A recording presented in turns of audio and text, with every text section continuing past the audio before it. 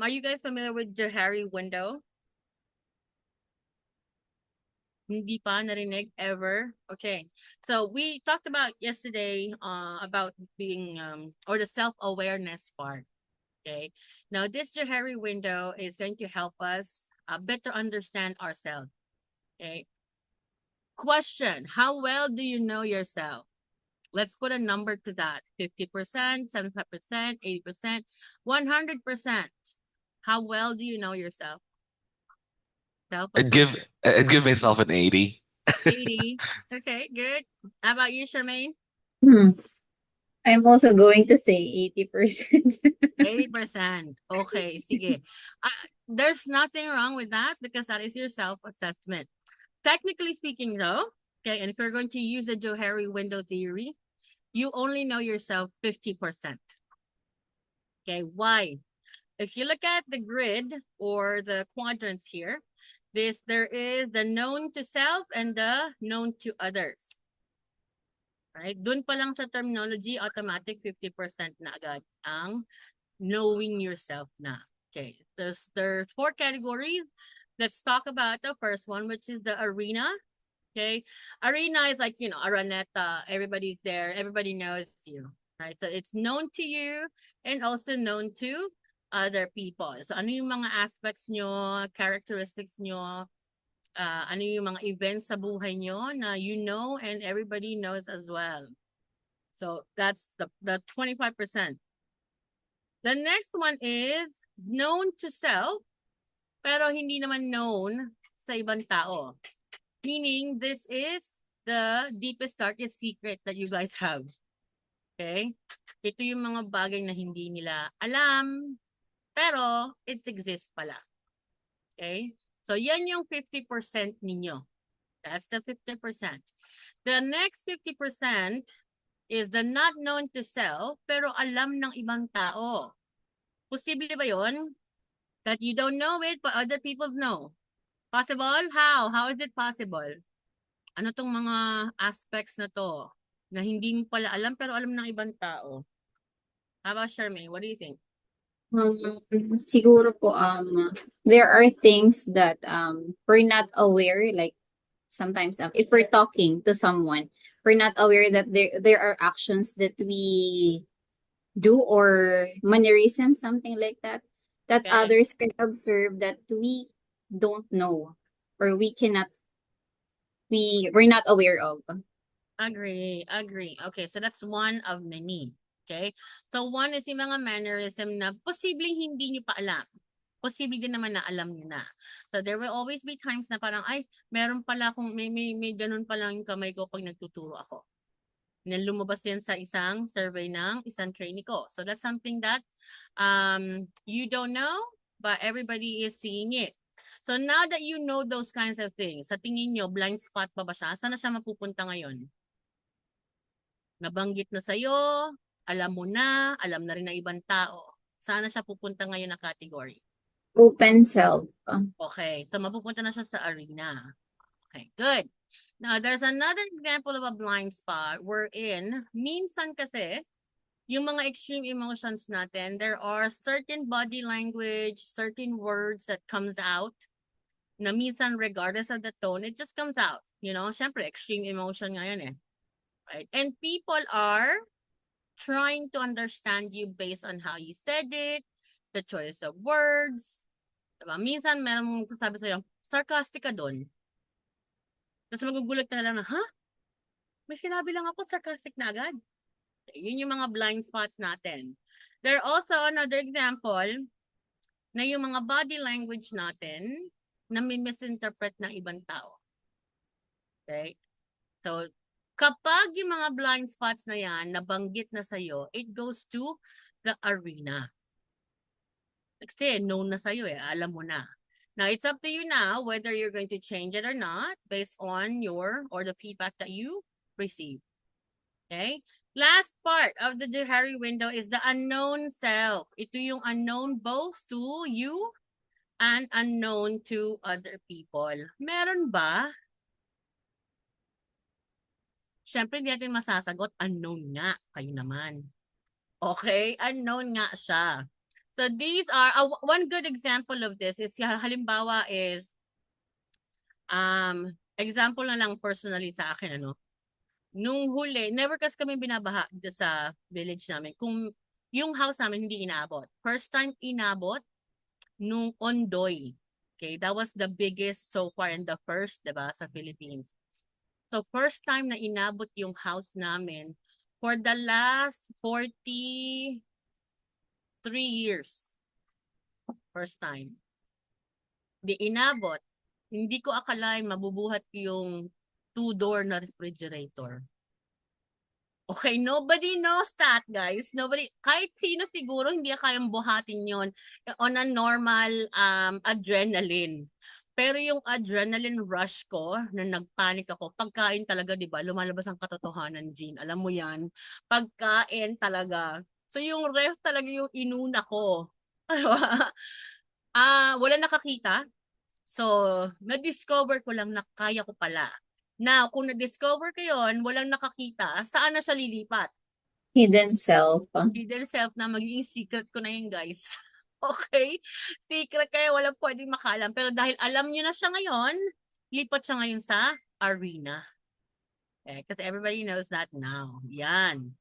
So technically, when we look at the quadrant of unknown self, these are the things, events in your life, your characteristics that are yet to be discovered. Okay. So forever, magiging 50% lang talaga ang pagkakakilala natin sa ating mga sarili. Kahit nasabi mo, nalipat sa pasad or nalipat sa arena, no, it will always be 50% kasi they're still yet to be discovered. Okay? Lalo na yung dalawang halos pareho yung blind spot na yan. Okay. Good that we get feedback from other people so that those blind spot items can be known to us and then we can do something about that. Okay. So as a communicator, there are a lot of things that we are yet to discover about ourselves. Okay. Okay, malay mo, Charmaine, ma-discover mo after this training, ay kaya ko pala. I can be a speaker pala. Diba? So yung mga ganon. Right. So remember that your Johari window or your knowing yourself is not going to stop with just the things that you know about yourself. Okay, there are things that you guys are yet to learn and discover. Okay, now let's talk about ito yung hiniling ni Jean kahapon. So how are we able to maximize yung ating communication styles? Okay, so I kind of did a little review last night. Like ano bang pwedeng makatulong dito. And then knowing Jean, knowing Charmaine, na very timid, very quiet, opposite kayong dalawa. So this is something that you guys might be getting benefits from. And these are the things that we normally do and say every day. So you have the you statements, you have the I statements, and the we statements. Okay? Now, itong mga statements na to, ito yung madalas na rinig kahit sa bahay, I think. Okay? Example. Sige na, para malaman nyo. So, yan. Okay, yung mga you statements, ito yung madalas kapag napapagalitan tayo ng parents at home or sa opisina, parang, oh, you never believe me, you always thought I was a bad employee, ganyan-ganyan. You, palagi ang umpisa. Okay? Anong feeling kapag lagi kayong nakakarina, oh, you're late na naman, Jean. Oh, Charmaine, late na naman, mali na naman yung report. Ano ba yan? How do you feel kapag ganon? Tapos imagine meron pang ganon, no? Oh, late ka na naman. Anong feeling? You'd feel bad, you feel berated or belittled, and you feel so small. That's very Mm-mm. true. Okay? Ano pa, Charmaine, how would you feel? Same with Jean po. I will feel bad also. Okay. Ako noon, I never had madalas kasi boss ko lalaki. Right? So men does not have that charming, charming ways of looking for nice words to say. Whatever it is that's inside their head, they will tell you. So medyo I grew up with that kind of upbringing. Pero there was a time na nagkaroon ako ng female na boss. Hindi niya ginagamit yung you. Okay? It will always be we. So medyo doon ako nakaramdam ng parang sandali lang. Oo nga, no? Yung feeling na hindi man lang ako nabigyan ng pagkakataon, hinusgahan ako. Yan. So yun yung bigla kong naramdaman. Pero okay lang, natuto naman ako lumaban. So going back to my female boss, she would always use we. Bakit? Kasi we're a team eh. Right? She understands the severity, the importance of every role of her subordinates. So she would always say we. Parang, oh, we need to do this. Kahit na kami lang yung gagawa, she would always say we. We need to do this. We need to face this. We need to tell our clients, we, and all that. Okay? Oh, we did something wrong again. What did we do today? What happened today? She would always say we, and she would always include herself kung may mali. Madalas kapag may mali. Kapag nagkakaroon ng tama, nagkakaroon ng appreciation, that's the time she would use the word you. She would say, you guys did it all. You did a great job. Okay? Pero, kapag ayan na, napapagalitan na kami ng kliyente, she would include herself. Okay? So what do you think is the difference between the impact of just using you and using we in the workplace? What do you think? Based on sa aking story. I think po, using we kapag meron kang mali, it means parang he or she let you feel that you're not alone in the situation. That she's always there whenever you need help. And using you, if there's a appreciation like that, it means that it helps you motivate to do more or to do more better. Or yeah, something like that po. Okay, good. Minsan, ikaw pa yung as a subordinate, ikaw pa yung magsasabi na, no boss, we did it. Hindi lang kami. Diba? So, maganda yung impact nung combination ng you at ng we. Hindi pwedeng puro we lang. Minsan yung sobrang nasobrahan ng use ng we, oh, we did it kahit wala siyang ginawa. Merong ganon, right? So it has to be good timing. Actual usage is very good. And last one is the I statements, okay? When we talk about I statements, this I normally use during coaching, especially if I'm coaching a behavior, not performance. Okay, why? Imagine if I'm going to coach a behavior and I'll go, oh, you did this wrong. What's going on? Ano na naman ang mali? Ano na naman ang problema mo? Diba? And I don't feel like it is coaching. I feel like if those are the statements, I feel that it's going to be a sermon. You know? Diba? Sermon na nga tayo sa bahay sa magulang. Sermon pa rin ba sa opisina? Right. So I statements can be very helpful. Why? What you see in front of you is an example of a syntax for an I statement. Okay, so I'll go like, I feel disregarded whenever I feel that you don't believe in me. Okay, it's the same as this one, the second one here on top.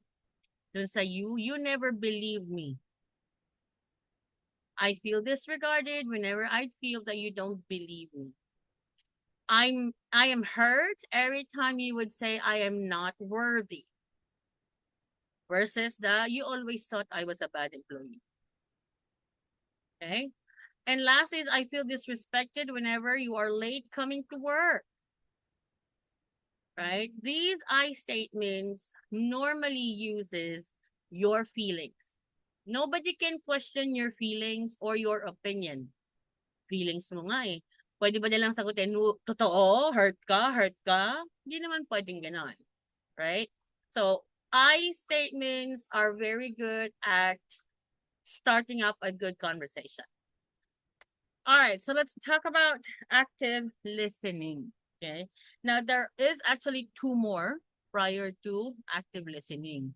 Okay, there is what we call hearing and just merely listening. Ano bang hearing? What is hearing for you? Anything? Any definition of hearing?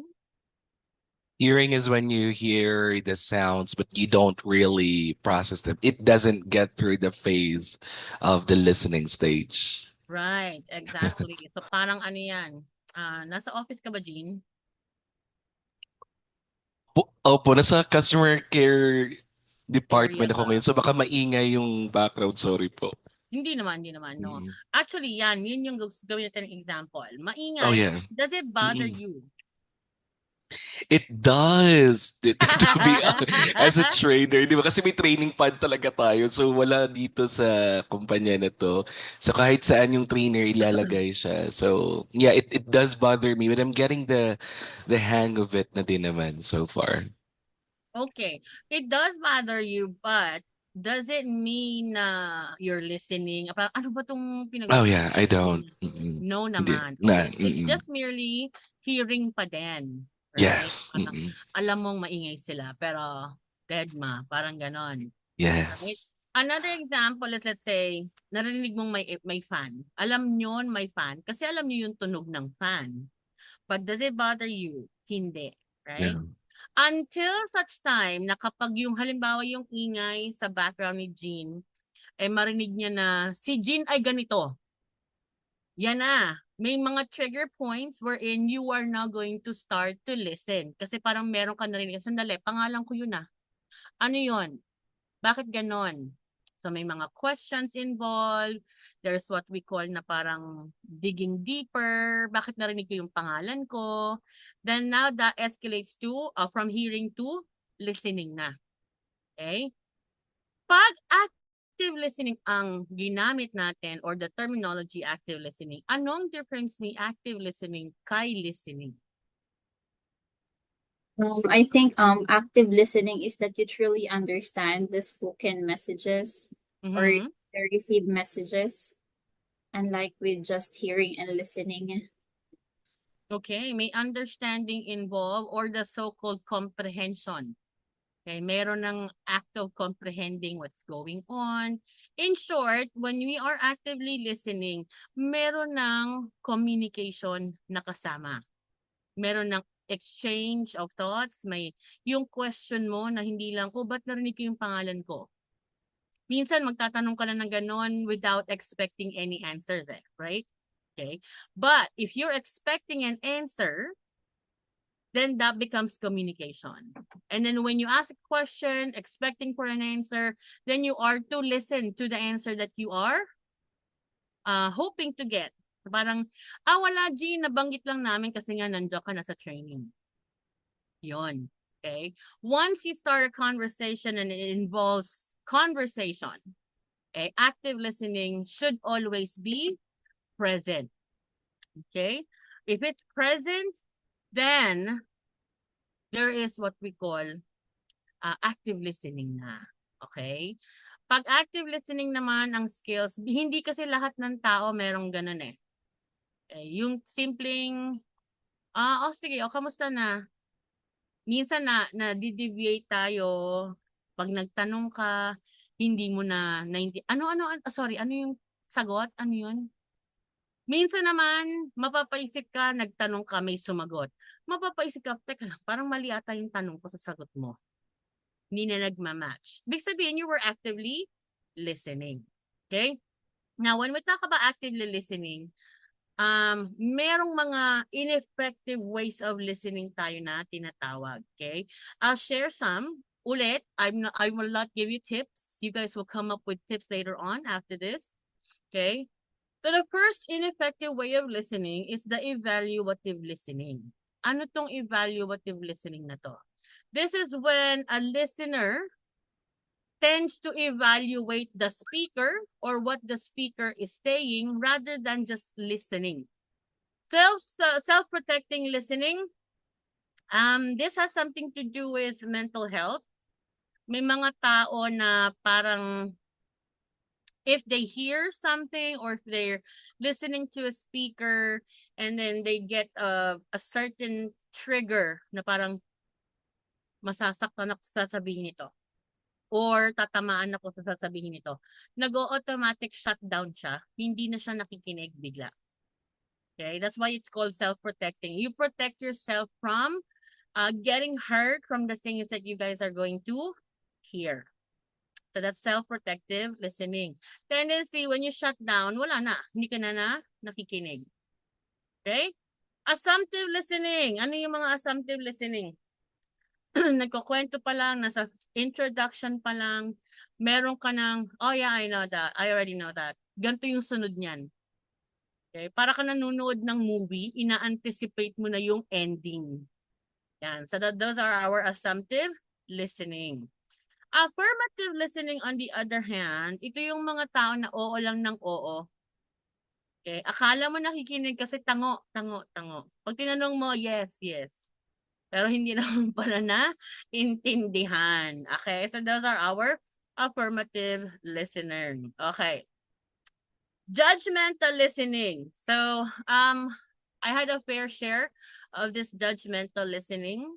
When I came in, I think this was in one provincial training I had. I was not informed na pwede naman mag-casual. Ako kasi typically, pag may klase ako, either naka long sleeves ako na polo shirt na may collar, or kung naka-blouse lang ako, dapat naka-coat ako. So I was not informed na pwede palang smart casual lang. So I came in with the coat and the long sleeves pa ako, no?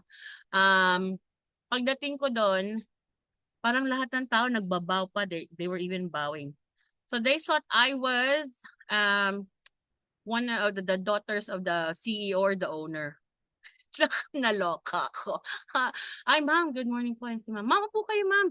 Lahat in-offer sa akin, guys. Lahat. Tapos nalaman nila ako yung trainer. Parang, ay, may ganon. Okay?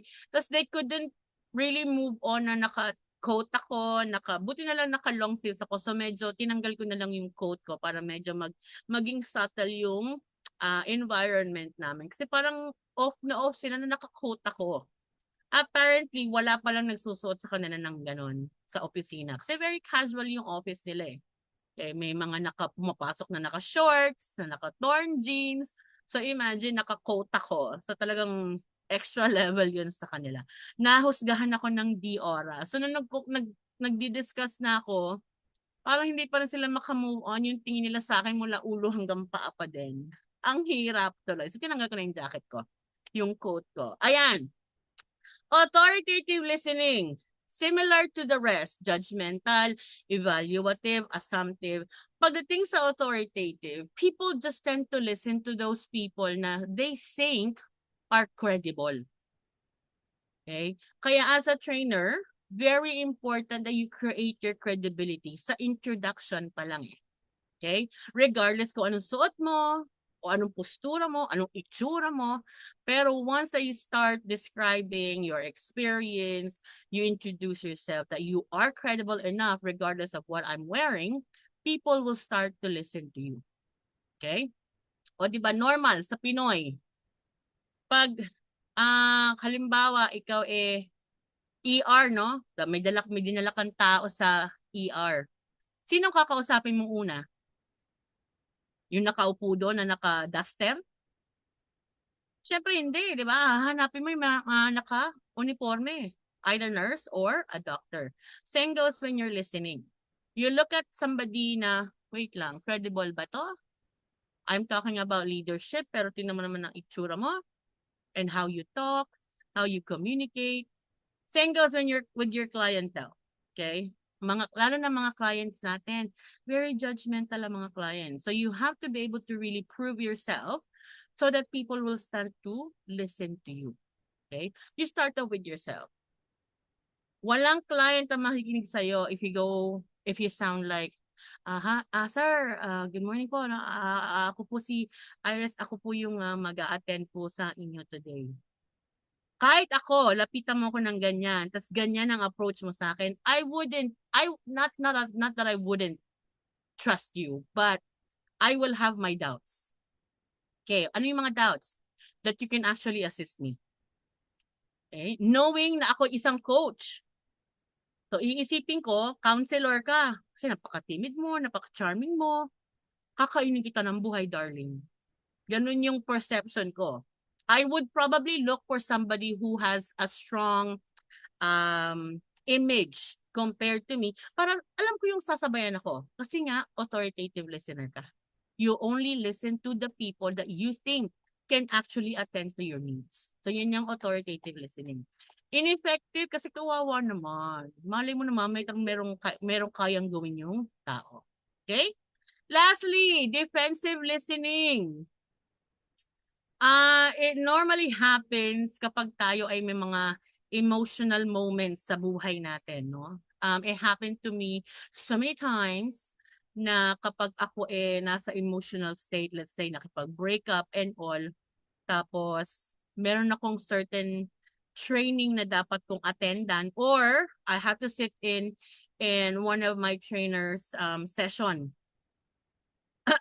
Parang pakiramdam ko, ako yung pinapatamaan sa discussion. Yan. Ang defensive listener na yan, I normally parang, ako na naman? Bakit ganun yung topic? Parang ako ba tinatamaan nito? Ako ba pinatatamaan nito? So instead of listening and focusing on what is being discussed, nadidistract ka by feeling na tinatamaan ka. Ako, isa tuloy lumalabas na lang ako. Sandali lang, strike 2 na yan Parang ako na lang ng ako. Lalabas na ako niyan. As during break, I'll call the trainer. Saan ang gagaling yung mga example mo? Ba't parang pinapatamaan mo ako? May ganun na akong moment.